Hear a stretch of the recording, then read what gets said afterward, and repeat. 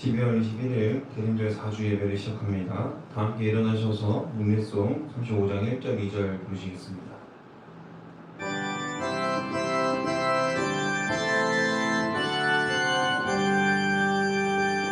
큰 영화로신 주 이곳에 오셔서 이 모인 자들로 주 백성 삼으사 그 중에 항상 계시고 그 중에 항상 계시고 큰 영광 나타내 이 백성 기도와 또 예물 드림이 남대와 같으니 곧 받으옵소서. 주 예수 크신 복음을 주 예수 크신 복음을 만 백성 듣게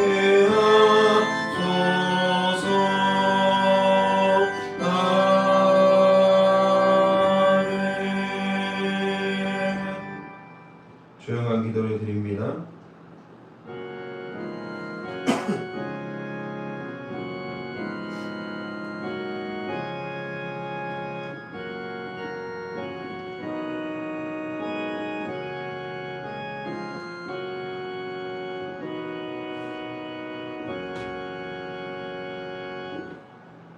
천사가 이르되 무서워하지 말라. 보라 내가 온 백성에게 미칠 큰 기쁨의 좋은 소식을 너희에게 전하노라. 오늘 다윗의 동네에 너희를 위하여 구주가 나셨으니 곧 그리스도 주시니라. 너희가 가서 강포에 쌓여 그 위에 누워있는 아기를 보리니 이것이 너희에게 표적이니라 하더니 호련히 수많은 천군이 그 천사와 함께 하나님을 찬송하여 이르되 지극히 높은 곳에서는 하나님께 영광이요 땅에서는 하나님이 기뻐하신 사람들 중에 평화로다 하니라. 천사들이 떠나 하늘로 올라가니 목자가 서로 말하되 이제 베들레헴으로 가서 주께서 우리에게 알리신 바 이루어진 일을 보자 하고. 아멘. 다 함께 찬송가 27장을 부르시겠습니다.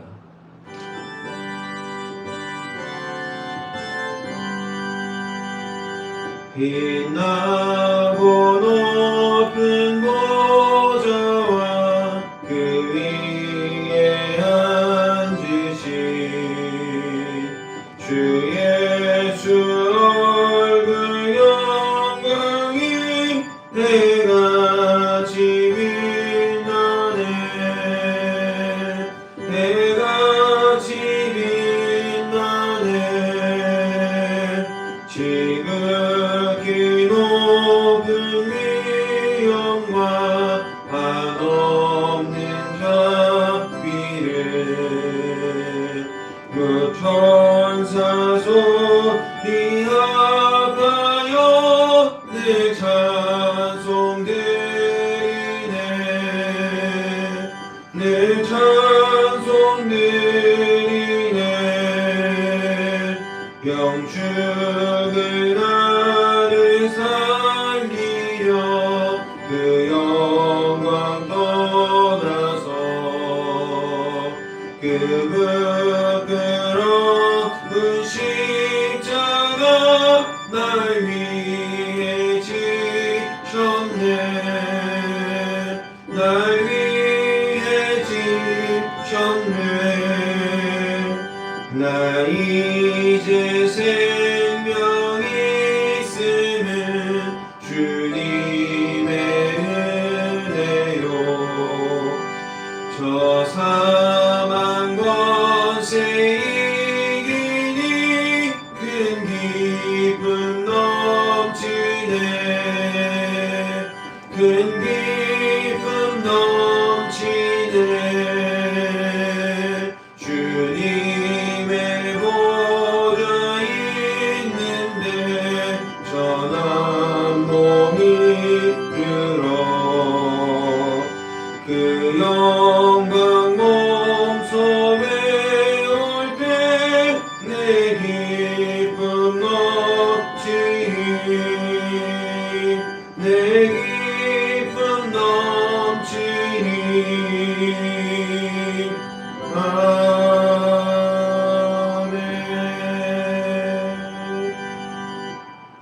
교동문 118번입니다. 나는 시온의 의가 빛같이 예루살렘의 구원이 횃불같이 나타나도록 시온을 위하여 감당하지 아니하며 예루살렘을 위하여 쉬지 아니할 것인지 이방 나라들이 내 공의를 묻 왕이 다 내 영광을 볼 것이요 너는 여호와 이름으로 정한 새 이름으로 일컬음이 될 것이다. 너는 또 여호와의 손의 아름다움과 내 하나님의 손의 언간이 될 것이라. 너나 건대 주는 하늘을 가르고 공림하시고 주 앞에서 산들이 진노하기를 불이 섭을 사르며 불이 물을 끓임 같게 하사 주의 원수들이 주의 이름을 알게 하시며 이방 나라들로 주 앞에 떨게 없소서. 주께서 공림하사 나비가 생각하지 못한 두려운 일을 행하시던 그때에 산들이 주 앞에서 진동할 수 없으니 주 외에는 자기를 앙망하는 자를 위하여 이런 일을 행한 신을 내부터 들은 자도 없고 귀로 들은 자도 없고 눈으로 본 자도 없었나이다. 아멘. 영광 찬양 1장입니다.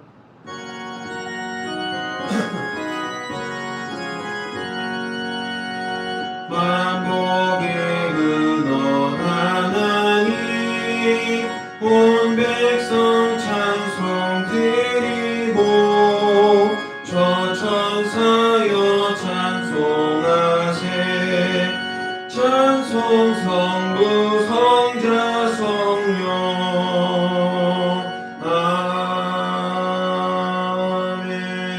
아멘. 사도신경으로 우리의 신앙을 고백합니다. 나는 전능하신 아버지 하나님 천지의 창조주를 믿습니다. 나는 그의 유일하신 아들 우리 주 예수 그리스도를 믿습니다. 그는 성령으로 잉태되어 동정녀 마리아에게서 나시고 본디오 빌라도에게 고난을 받아 십자가에 못 박혀 죽으시고 장사된 지 사흘 만에 죽은 자 가운데서 다시 살아나셨으며 하늘에 오르시어 전능하신 아버지 하나님 우편에 앉아 계시다가 거기로부터 살아있는 자와 죽은 자를 심판하러 오십니다. 나는 성령을 믿으며 거룩한 공교회와 성도의 교제와 죄를 용서받는 것과 몸의 부활과 영생을 믿습니다. 아멘. 자리에 앉겠습니다. 찬송가 123장입니다.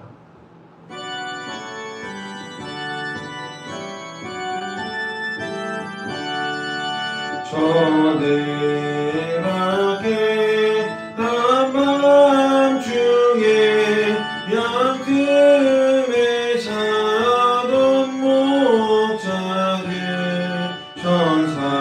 천사들이 전하여 주나신 소식 들었네. 노래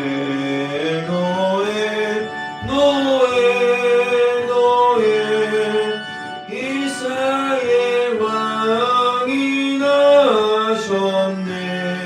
저 동방에 변화가 이상한 빛을 비추어 이 땅 위에 큰 영광이 나타날 징조 보였네.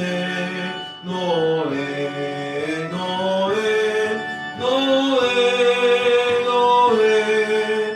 이스라엘 왕이 나셨네. 그 한 별이 베들레헴 향하여 바로 가더니 아기 예수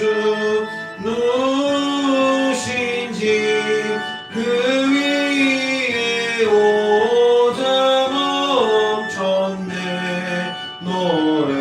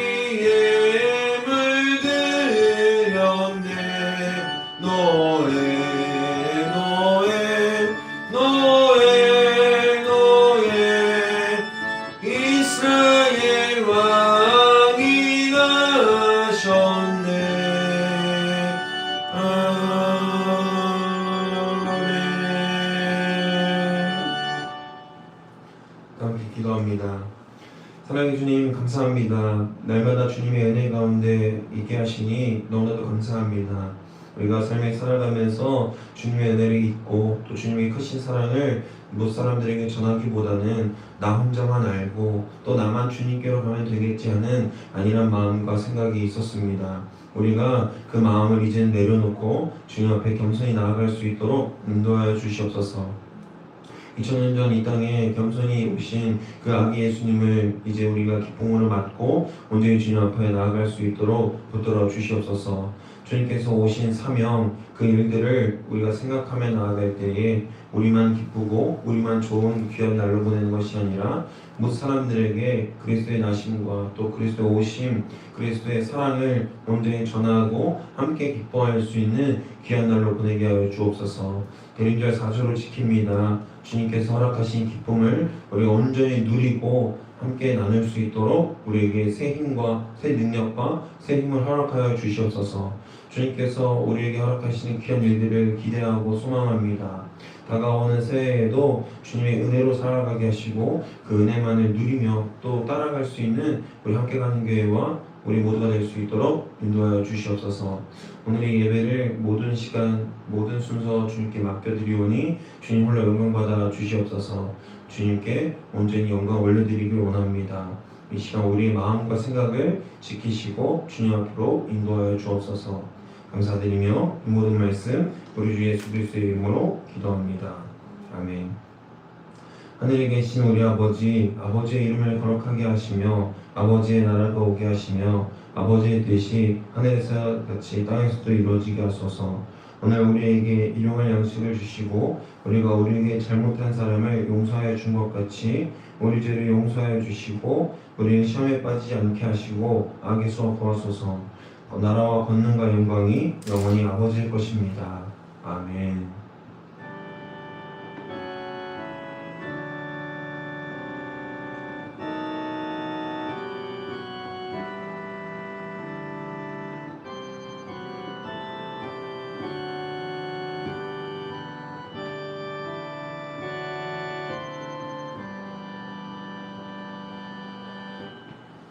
교회 소식 전해드리겠습니다. 오늘은 대림절 제4주로 지킵니다. 그리스도의 오심을 함께 기뻐하고 그 주님의 구원을 함께 우리가 기다리고 누릴 수 있는 우리가 되기를 또 저와 여러분이 되시기를 주님의 이름으로 소망하고 축복합니다. 12월 25일 성탄절 예배가 있습니다. 오후 1시 30분에 드려지니까요. 참 없으시길 바라고 함께 모여서 주의 영광과 주님께서 허락하신 큰 기쁨을 누릴 수 있는 날이 되길 바랍니다. 방송실을 맡아주실 분을 기다리고 있습니다. 계속해서 광고하고 있죠. 얼른 와주십시오. 또 방송실 외에 찬양팀을 만들고 계획 중입니다. 찬양팀에 관심이 있으신 분들 또 노래 또 악기 여러 가지들 준비되어 있으니까요. 함께 동역하실 분들을 기다리고 있으니 얼른 와주셔서 함께 주님께서 기뻐하시는 예배를 드릴 수 있길 바랍니다. 오늘 점심 예찬을 진행합니다. 함께 친교회 자리에 나오시기를 바랍니다. 함께 가는 교회 세신자는 3주간 출석하신 뒤에 교인 등록을 하실 수 있습니다. 참고하시기 바랍니다. 그 외의 교회 소식은 중고로 참고해 주시기 바랍니다. 오늘 하나님께서 우리에게 주신 말씀은 신약성경 마태복음 1장 18절로 25절까지 말씀입니다. 신약성경 마태복음 1장 18절로 25절까지 말씀입니다.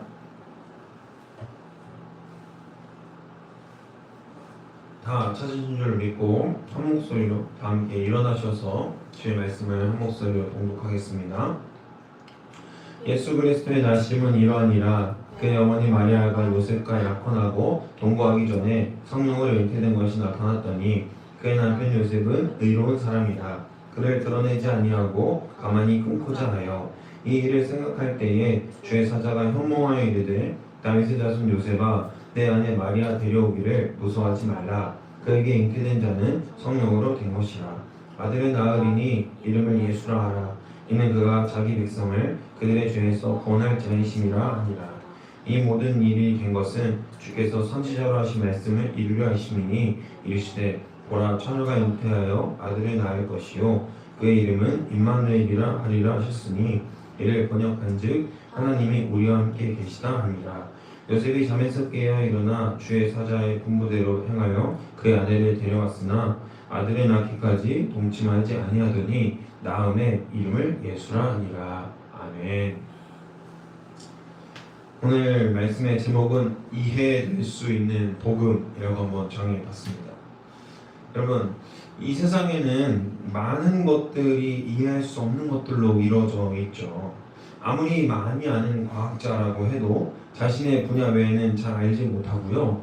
또 많이 알고 있는 박사라고 할지라도 전공 외에, 특히나 자기 전공 외에는 다른 곳에서 두각을 드러낼 수 없다는 것입니다. 우리는 이해될 수 없는 환경에 처해 있습니다.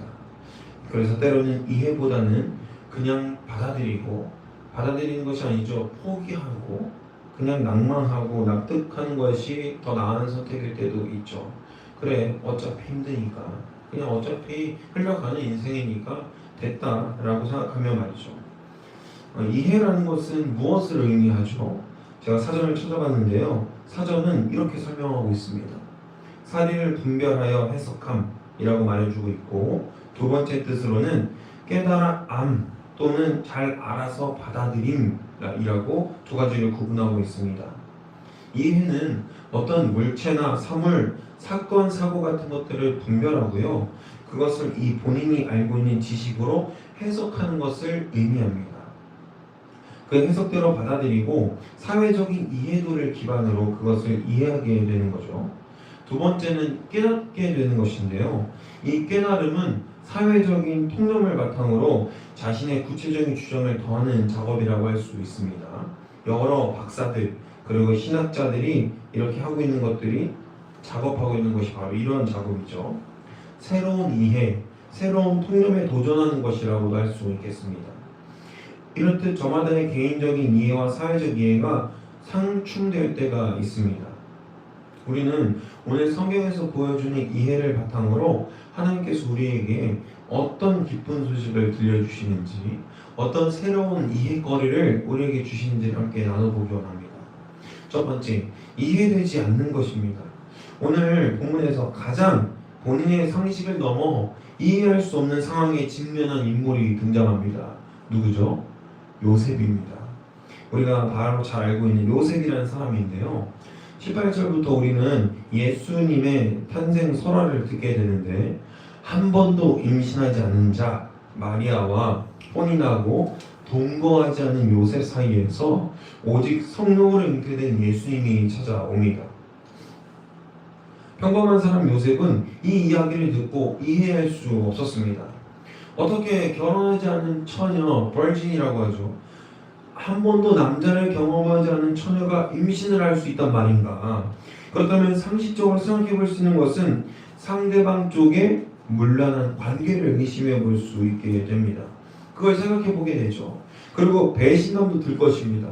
약혼을 앞두고 있는데 감히 다른 남자와 부정을 저질러서 이렇게 임신을 해오다니 말도 안 된다. 바람 피우는 이 나쁜 상황을 만들다니 괘씸하기도 하고 굉장히 요셉 입장에서 억울하기도 하고 분노가 일었을 것입니다. 그러나 요셉은 성경에서 어떤 장치로 설계가 되어 있죠? 바로 18절에서 뭐라고 얘기합니까? 요셉은 의로운 사람이다 라고 이야기하죠. 그의 설명을 그렇게 하고 있습니다.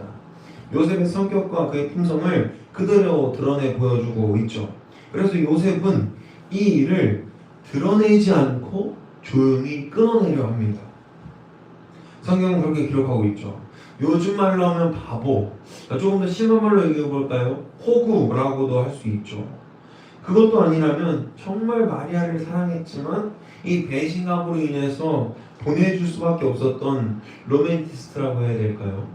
그런데 이제 중매로 결혼한 거니까 그 당시에는 연애 결혼이 없잖아요, 잘. 그러니까 엄청나게 진실되게 사랑해서 그 마리아를 보내줄 수밖에 없었던 로맨티스트는 조금 설득이 어려운 것 같아요. 어쨌든 요셉은 마리아를 끊어내려 합니다. 이렇게 마음을 먹었어요. 이제는 요셉은 마리아와 결혼하지 않겠다, 약혼하지 않겠다라고 마음을 먹고 끊어냈습니다. 그러자 하나님은 그에게 천사를 보내서 그를 꿈에서 만납니다. 그리고 그가 의심하던 것들을 설명해 주십니다. 마리아의 부정이 아니며 임신한 아이는 성령으로 잉태되었고 자기 백성을 죄에서 구하려는 사명을 가진 자, 즉 선지자의 말씀을 이루려는 거룩한 도구로서 하나님의 약속이라는 사실을 요셉에게 알려줍니다. 우리가 볼 때 요셉의 선택지는 단 하나입니다. 뭐죠? 그럼에도 불구하고 끊어내는 거죠. 자신이 처음 계획했던 그대로 끊어내고 자신이 이해하고 있는 대로 마리아는 부정을 저지른 사람. 그래서 나와 함께 할 수 없는 사람. 이렇게 정리가 되었기 때문에 요셉은 마리아를 조용히 끊어내고자 했던 거죠. 왜 조용히 끊어냈죠? 요셉의 의로운 성격으로 인해서 그 여자가 나를 떠나서 다른 사람과 또 다른 관계를 맺지 못하는 그 불상사를 막기 위해서 그의 의로움이 앞서서 조용히 끊어내고자 했던 것입니다. 그것이 정상적이죠.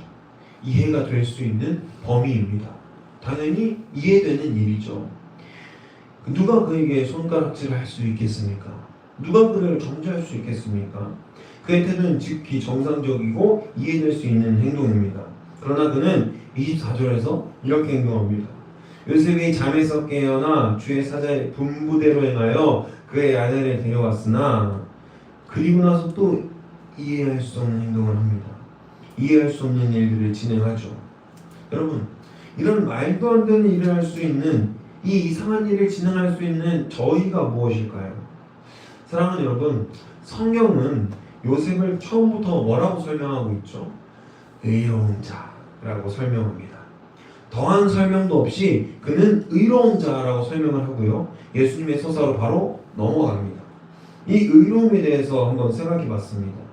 이 의로움이 무엇이길래 개인의 욕심, 개인의 그 의심까지 다 덮고 용납할 수 있는 일일까? 보통 사람은 못하는 일이거든요. 어떤 뉴스에서는 아내가 결혼하기 전에 다른 남자의 아이를 임신해서 십몇 년을 키우다가 그 사실을 알게 됐을 때, 자신의 아이가 아니라 혼외자라는 사실을 알게 됐을 때 십몇 년을 자신의 자식으로 키웠지만 그럼에도 불구하고 완전하게 단절해서 이혼하고 그 관계를 끊어내는 뉴스들도 여러 번 봤습니다. 이게 정상적인 일이죠. 그런데 내 자식이 아니라는 사실을 이미 요셉은 알았는데도 불구하고요, 용납할 수 없었던 일인데도 불구하고 요셉은 다르게 행동했다는 것입니다. 요셉은 하나님이 준비한 의로운 사람이었습니다. 그는 그 의로운 성품으로 자신의 아이로 태어날, 즉 다윗의 자손이 자기 백성을 구원할 것이라는 그 사실이 그에게는 납득할 증거로 다가왔다는 것입니다. 왜냐? 그는 자기 백성을 구원할 것이라는 그 희망찬 메시지를 그냥 보고 넘어갈 비열한 인간이 아니었기 때문입니다. 이 임마누엘, 우리와 함께 하시는 이 예수 그리스도가 앞선 성경의 고백, 또 천사의 현몽으로 어떻게 나와 있죠? 자기 백성을 구원할 메시아로서 온다는 사실이 요셉에게 납득할 증거로 다가왔다라는 것입니다. 왜일까요? 그는 의로운 사람이었기 때문에. 자기 백성의 고통, 현재 어떤 상황을 겪고 있는 거죠? 로마의 압제 속에서 세금을 내고 부당한 일들을 받고 또 속국으로서의 서러움을 겪고 있는데, 이 자기 백성이, 이 서름과 이 안타까움을 겪고 있는 이 자기 백성이 자신의 아들로 태어난 이 아이가 백성을 구원하겠다는 이 사실이 요셉에게는 납득이 되었다라는 것입니다.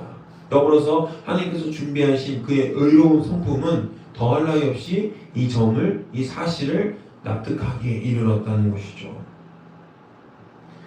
요셉은 구약에서 예언된 하나님의 약속을 이제는 지키기로 합니다. 하나님의 약속된 선포, 선지자의 사명을 감당하기로 결정합니다. 그는 또한 하나님을 아는 자였습니다. 하나님이 말씀하신 구약 성서의 선지자의 말씀을 이루려 하시는 그 뜻을 그냥 지나칠 수 없었던 것이죠.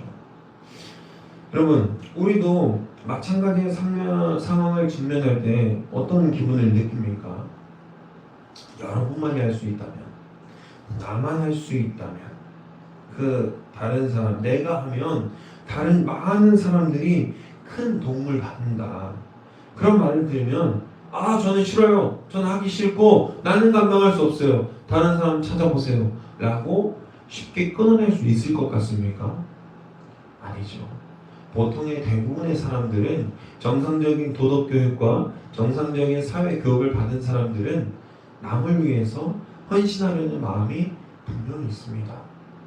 보통의 사람은 분명히 그 마음이 있다는 것이죠. 어려운 일을 겪는 사람, 또 고통 속에 있는 사람의 얘기를 듣고 내가 할 수 있다면 하게 되는 것이죠. 자꾸 하지 않고 싶은데 또 내 여건이 되지 않는데도 불구하고 내가 할 수 있다는 이야기를 들으면 신경이 쓰이게 돼요. 신경이 쓰이게 되고 자꾸 내가 정말 해야 되는 건가? 내가 그 일을 감당해야 되는 건가? 라는 수많은 번뇌와 고뇌가 그 사람을 사로잡는다는 거예요. 그 책임감이 내게 주어질 때 우리는 신경을 쓰게 된다는 거죠. 그리고 대부분의 사람들은 먼저 도우려고 하는 마음도 있고, 당시 로마는 이스라엘을 통치하고 있었고 요셉은 속국의 나라였기 때문에 이런 예언을 더더욱 지나치기 어려웠을 것이라는 것입니다. 이 모든 상황이 납득되지 않지만 이해할 수 없지만 이해할 수 있는 상황으로 하나님께서 만들어 주셨다라는 것입니다. 할렐루야, 할렐루야. 사랑하는 여러분, 우리의 삶도 계속해서 이러한 이해할 수 없는 일들로 가득 차고 넘쳐나고 있습니다. 왜 자꾸 내게 이런 시련이, 왜 자꾸 나한테 이런 고통이, 이해할 수 없는 일들이 자꾸 나를 상심하게 만들고 어려운 마음을 품게 합니다. 그러나 이 상황의 해결은 오직 하나님께서만 하실 수 있고 하나님께서 다스리시는 그곳에서 우리의 이해가 있는 줄로 믿습니다. 당연히 처음부터 이해하고 납득할 수는 없습니다. 그러나 하나님과의 깊은 교제를 통해서 또한 하나님께서 이끄시고 또 예비하시는 그 길을 우리가 따라 나아가다 보면 우리를 이끄시는 그 힘을 느낄 수 있게 되고 알 수 있게 됩니다. 여러분, 지나온 인생이 순탄하셨습니까? 아니면 어려움 가운데 어려운 일들이 더 많았습니까? 그러나 우리가 지나온 일들을 보았을 때 정말 어렵고 슬프고 힘든 그 절망 가운데 있었던 그 일들조차도 뒤돌아보면 별것 아닌 게 되지 않습니까? 별것 아니었던 사건으로 느껴지지 않습니까? 이것이 바로 하나님의 은혜라는 것입니다. 우리 인간에게 허락하신 하나님의 은혜라는 것이죠. 우리는 앞선 일들을 걱정하고 두려워합니다. 그러나 지나온 일들에 대해서는 걱정하거나 두려워하거나 의심하지 않습니다. 왜일까요? 우리가 그 일을 헤쳐나갔기 때문에, 이해할 수 없는 그 상황을 우리의 이해로 견뎌내고 해석해냈기 때문에 이제 우리는 더 이상 지나간 일들에 대해서는 어려워하거나 이해하지 않지 않는다는 것입니다. 그것이 바로 하나님의 은혜이고 하나님께서는 이미 우리에게 그 이해할 수 없는 많은 일들을 설정해 놓으셨지만 우리가 하나님과 함께 동행하다 보면 그 이해할 수 없는 일들을 이겨내게 되고 헤쳐나가게 되고 해석할 수 있게 된다는 것입니다. 그 지혜는 주님께서 우리에게 주실 줄로 믿습니다. 오늘 예배를 드리고 그리스도의 살아계심을 노래하며 찬양하고 있지 않습니까? 이해할 수 없는 상황 가운데서도 우리는 이 예배의 자리로 나와갖고 하나님을 찬양하고 있습니다. 이해할 수 없지만 우리를 이해하게 하시는 하나님을 믿고 기억하며 나아가시기를 주님의 이름으로 소망하고 축복합니다. 주님을 의지할 때, 나를 이끄신 주님을 믿으며 삶으로 고백드릴 때 우리는 이해할 수 있고 납득할 수 있게 되는 것입니다. 두 번째는 이해할 수 있는 복음인데요. 그리스도의 나심과 그의 생애에 대해서 찾아가는 다양하고 많은 사람들이 있습니다. 정말 이게 사실일까?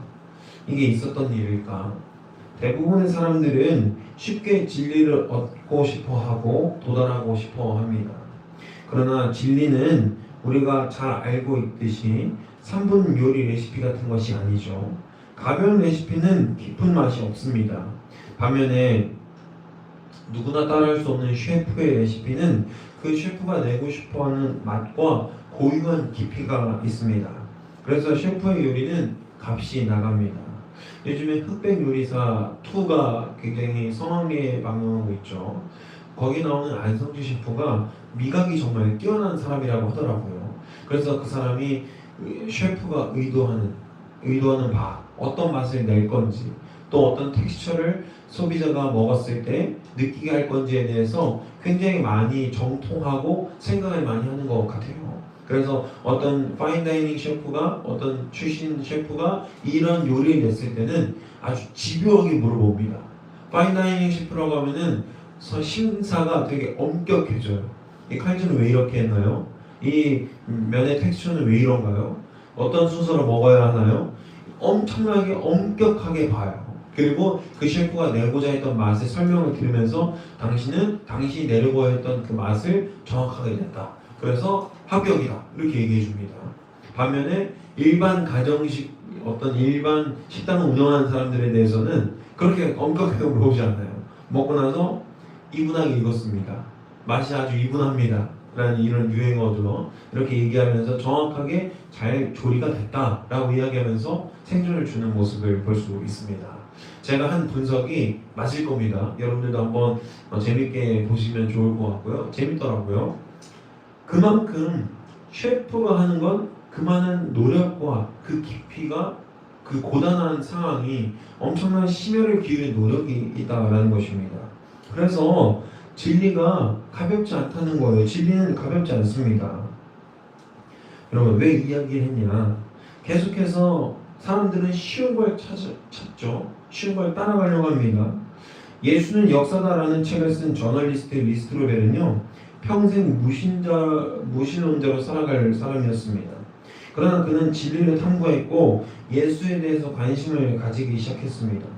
그리고 자신의 모든 것을 다 내려놓고 진리를 탐구하는 삶을 살아갔습니다. 이곳저곳 다니며 예수의 존재를 증명하려 했습니다. 그가 쏟은 수많은 노력과 이해와 갈등, 납득의 고뇌는 결국 그를 진리의 길로 이끌었습니다. 살아계신 하나님을 만났고 살아계신 주님을 증거하는 삶을 살아가고 있습니다. 그가 쓴 책을 한번 읽어보십시오. 여러분들도 한번 납득할 수 있을 겁니다. 우리의 신앙과 믿음은 어떻습니까? 값어치가 있는 것입니까? 아니면 아주 싼 값에 얻을 수 있는 것입니까? 우리의 믿음은 아주 값비싼 것이지만 또한 어느 면에서 아주 싼 싸구려의 값어치를 지닙니다. 사랑하는 여러분, 특별히 대인절 4주 주일을 지키고 있는 우리에게 묻습니다. 지금 현재 우리의 믿음은, 우리의 모습은 어디에 있는지를 돌아보기를 소망합니다. 하나님이 우리에게 주신 사랑은 아주 값이 나가는데 비싼 것인데, 값을 치를 수 없는 것인데 정작 사용을 하고 누리고 있는 우리는 아주 싸구려 취급을 하고 있지 않느냐 말입니다. 주님의 사랑은 너무 크고 위대한 것이라서 우리는 가끔 착각합니다. 대충 살고 회개해도 주일날 교회 가서 주님 만나면 되지, 일주일에 월요일부터 토요일까지의 삶은 내 것이야, 편하게 살고 주님께서 말씀하신 절제, 헌신, 겸손 이런 건 지금 내게 필요 없어. 내가 누군가 나에게 해를 가하면 반드시 해를 가하고, 내가 피해를 봤다면 그 피해의 몇 배 이상을 복수해 주려고 노력하고, 다른 사람들을 도우기보다는 내가 먼저 잘 되는 걸 생각하고 내 안위만을 먼저 걱정하는 우리의 모습을 보고 있지 않습니까? 만일 예수 그리스도께서 그리스도의 안위만을 걱정하셨다면, 그리스도의 안위만을 생각하셨다면 이 땅에 절대 오시지 않으셨겠죠. 평생 우리를 가르치시고 계속 말해줘도 못 알아듣는 제자들을 계속 양육하시면서 그리스도의 복음이 전 세계에 퍼져나가는 그 상황을 만들지 않으셨을지도 모릅니다. 굳이 왜요? 한번 쓸어버리고 하나님 마음에 합당한 자만 바로 세우시면 되는데 왜 무지랭이 같은 우리도, 저도 이렇게 들어서 사용하시고 하나님 뜻대로 계속해서 오게 하시고 그 힘든 작업을 왜 주님께서 스스로 나서서 하십니까? 너무나도 사랑하시기 때문에. 값으로 칠 수 없는 그리스도의 값비싼 사랑이 우리에게 있기 때문에 우리가 오늘날 하나님을 찬양하고 예배할 수 있는 것 아니겠습니까? 그러나 정작 우리의 삶은 어떤 삶을 살고 있냐고요. 하나님의 값비싼 사랑을 받은 사람으로서 살고 있는지, 아니면 이 사랑을 싹으로 취급하면서 짝퉁 취급하면서 살아가고 있는지 생각해 보시길 바랍니다. 우리가 그리스도의 신앙을 무시하고 값싼 신앙으로 여길 때 우리는 우리의 소중한 이 기독교가 개독교라며 조롱당하고 예수 그리스도의 존재 자체를 부인하는 상황까지 우리가 대면하게 되었습니다. 사랑하는 여러분, 이게 이해되는 일입니까? 우리가 믿고 있는, 그리고 기쁨의 소식으로 전달되어야 되는 이 복음이 해체되고 무너져가는 이 일이 즐겁습니까? 아무렇지 않습니까? 이제 우리는 달라져야 합니다. 이 이해할 수 없는 일들이 당연시되고 아무렇지 않아지는 현실에 반성해야 될 줄로 믿습니다. 뼈저리게 느껴지는 바가 있어야 합니다. 우리의 삶을 돌아봐야 합니다. 이해될 수 없는 이 값비싼 가치가 하나님이 너무나도 사랑하심으로 구원하시는 우리의 삶을 통해 증명되고 증거되어져야 합니다. 여러분들을 보고, 저를 보고 예수 그리스도가 증명이 돼야지, 여러분들을 보고 역시 개독교다, 기독교는 믿을 것이 안 된다, 예수 그리스도를 믿고 사는 사람들이 왜 저런 삶을 사느냐 라는 말을 들으면 안 된다는 것이죠. 우리의 삶으로 증거되기를 주님의 이름으로 소망하고 축복합니다. 저는 한때 교회를 다니면서도 또 목회자를 꿈꾸면서도 구원받은 자라고 떠들면서도 굉장히 부끄러운 삶을 살았습니다. 여전히 부끄러운 삶을 살고 있습니다만 주님이 주신 사랑을 전하고 드러내기에 여전히 부족하고 부끄러운 삶을 살고 있습니다. 그러나 그 이전에는 더욱더 부끄러운 삶을 살았습니다. 주변 친구들이 제가 교회 다닌 걸 알았죠. 그런데 친구들이 그렇게 이야기합니다. 제 삶을 보고 너 정말 교회 다니는 거 맞아? 너 교회 다니는 거 아니지? 야, 제가 교회 다니면 진짜 교회 다니는 사람들은 어떤 삶을 살까? 라는 이야기들을 들었습니다. 굉장히 부끄러운 삶이죠. 반성하는 삶이었습니다. 반성해야 되는 삶이었죠. 그러나 이제는 아주 조금은 다릅니다. 밖에 나가면 누군가 제게 묻지 않아도 이렇게 물어봅니다. 혹시 목사님이세요? 교회 다니세요? 저는 교회에서 일하시는 분이세요? 라는 말을 제가 종종 듣곤 합니다. 아직도 주님께 받은 은혜에 대해서 부끄러움이 있는 삶입니다.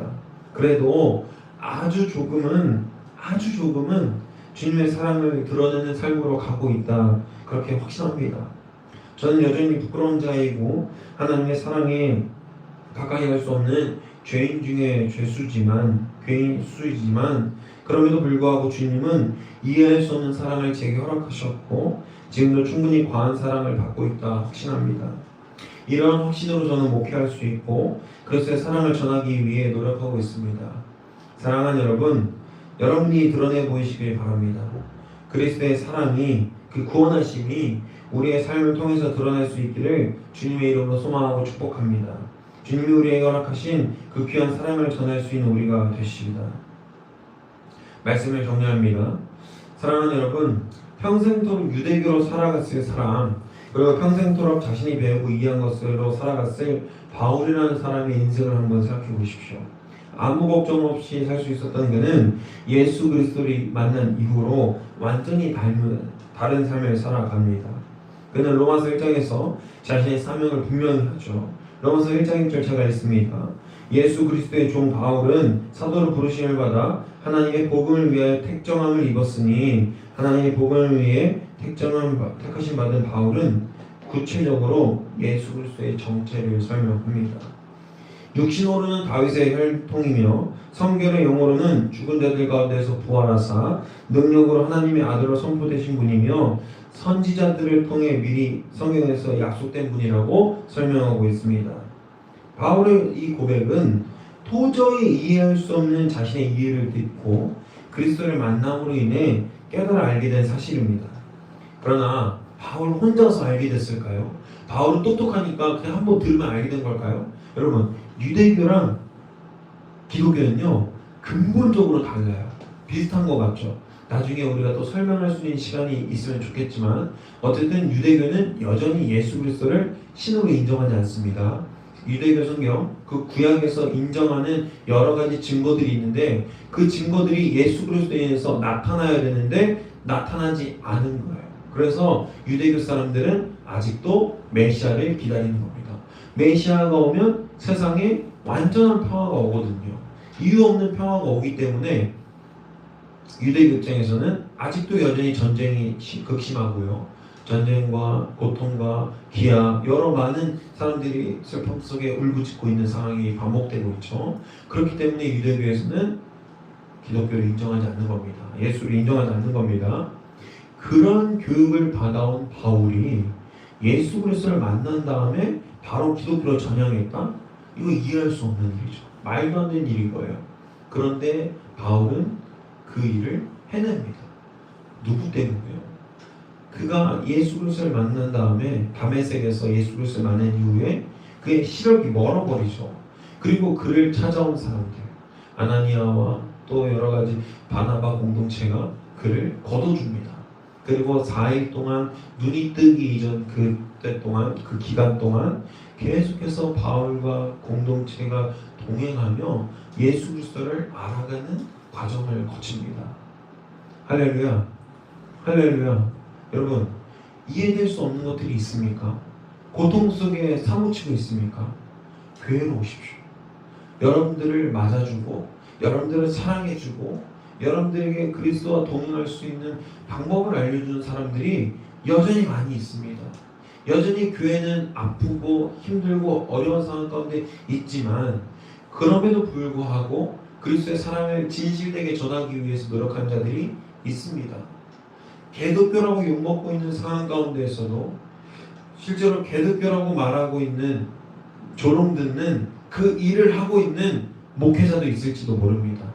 장로가 있을지도 모릅니다. 권사님들이 있을지 모릅니다. 그러나 개 중에는 정말 그리스도를 위해 열심히 사명을 가지고 헌신하고 봉사하는 사람들이 있다는 것입니다. 바울이 공동체를 만나서 예수 그리스도를 알게 되고 자신의 이해를 넘어 정말 이해할 수 없는 그 상황들을 이제는 복음으로 받아들이고 그리스도를 사랑으로 받아들였던 것처럼 우리도 여러분들을 위해서 그렇게 할 수 있는 준비가 되어 있다라는 것입니다. 하나님께서 예비하신 그 계획들과 소망이 여전히 이 가운데에 그리고 이 교회 안에 있다라는 것입니다. 우리도 이런 주의 사명을 받게 될지 모릅니다. 주님께서 허락하신 것처럼 이해될 수 없는 모든 상황들을 딛고 복음의 전달자로 살아갔던 바울처럼 우리도 어느 날 갑자기 이러한 사명을 받게 될지도 모르겠어요.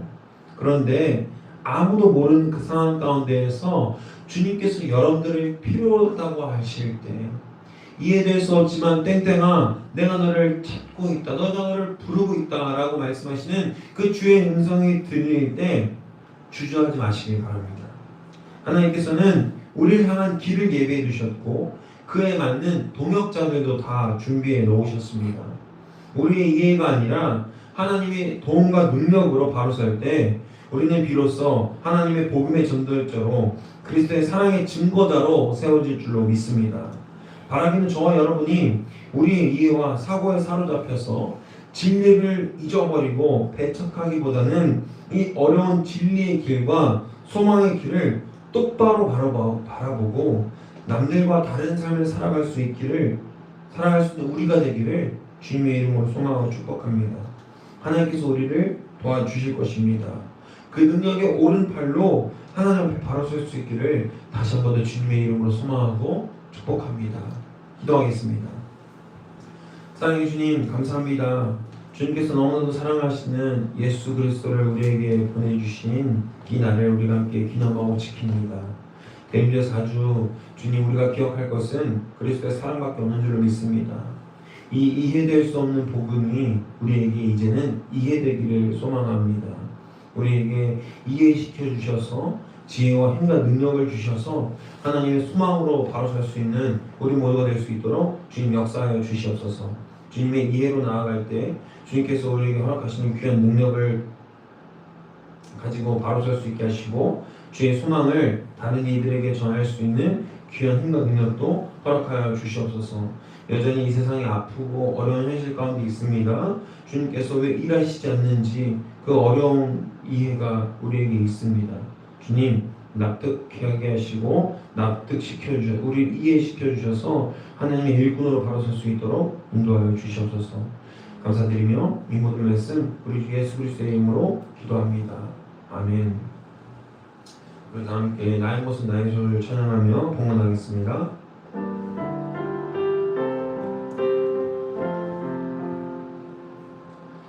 나의 모습 나의 소유 주님 앞에 모두 드립니다. 모든 아픔 모든 기쁨 내 모든 눈물 받아주소서. 나의 생명을 드리니 주 영광 위하여 사용하옵소서. 내가 사는 날 동안에 주를 찬양하며 기쁨의 제물들이 나를 받아주소서.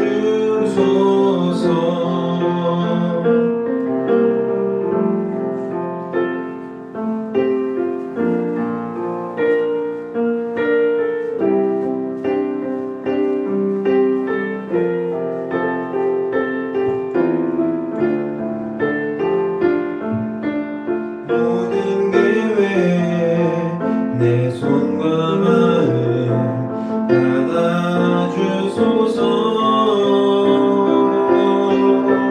나의 생명을 드리니 주 영광 위하여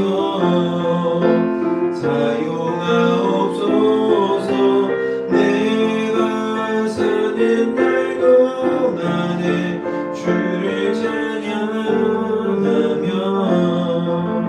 기쁨의 제물들이 나를 받아주소서.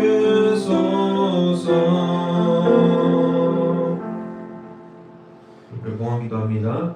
사랑해 주님 감사합니다. 주님께서 너무나도 사랑하시는 우리 함께 가는 교회 함께 예배하고 주의 말씀을 듣고 이제 바로 서려 합니다. 주님 우리에게 여전히 이해할 수 없는 일들이 가득하지만 그 이해할 수 없는 일들 가운데에서 주의 사랑을 해결보게 하시고 주의 사랑이 우리 가운데 차고흘러 넘쳐서 하늘만이 귀하게 예배할 수 있는 우리의 삶이 될 수 있도록 주님 붙들어 주시옵소서. 언제나 힘든 가운데 있는 성도들 기억하게 하시고 또 우리 가정을 주님 생각하셔서 하나님께만 집중할 수 있도록 우리 그 외의 모든 것들을 주님께 맡기며 나아갈 수 있도록 붙들어 주시옵소서. 이 시간 작은 예물 드렸습니다. 이 예물이 하나님께서 보시기에 기쁘고 아름답고 좋은 것에 쓰일 수 있도록 인도하여 주시옵소서. 감사드리며 이 모든 말씀 우리 주 예수 그리스도의 이름으로 기도합니다. 아멘. 우리 다 함께 찬송가 125장 찬양하겠습니다.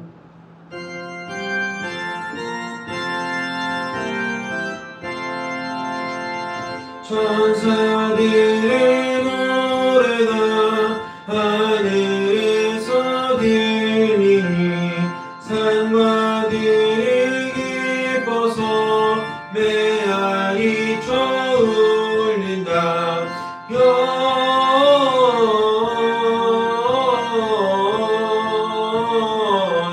영광을 높이 계신 주께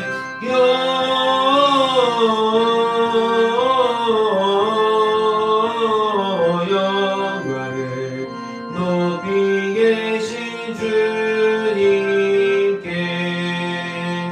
한밤중에 목자들 양떼들을 지킬 때 아름다운 노래가 청하게 들린다.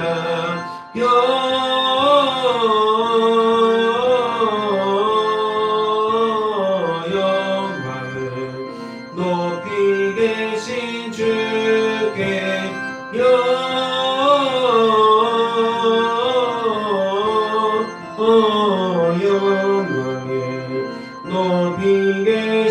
주님께 베들레헴 달려가 다시 아기 예수께 꿇어 경배합시다.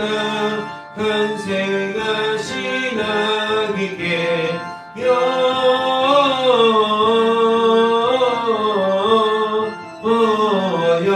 영광을 높이 계신 주께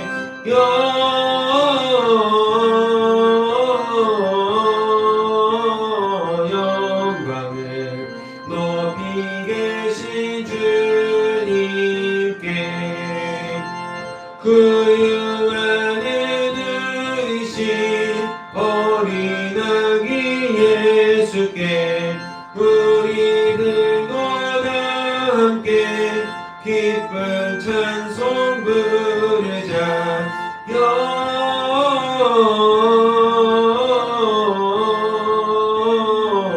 영광을 높이 계신 주께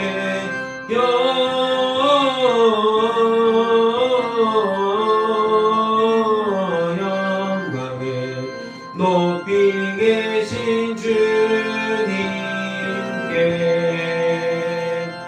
아멘.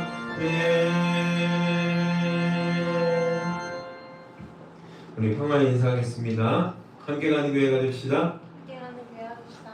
우리 한 번 더 좌우와 앞뒤 옆 사람들과 인사하겠습니다. 함께 가는 교회가 됩시다. 함께 가는 교회가 됩시다. 여러분 한 사람 한 사람이 주님께서 부르신 교회인 줄 믿습니다. 우리 다 함께 하나님께 영광 박수로 주의 오전을 마치도록 하겠습니다.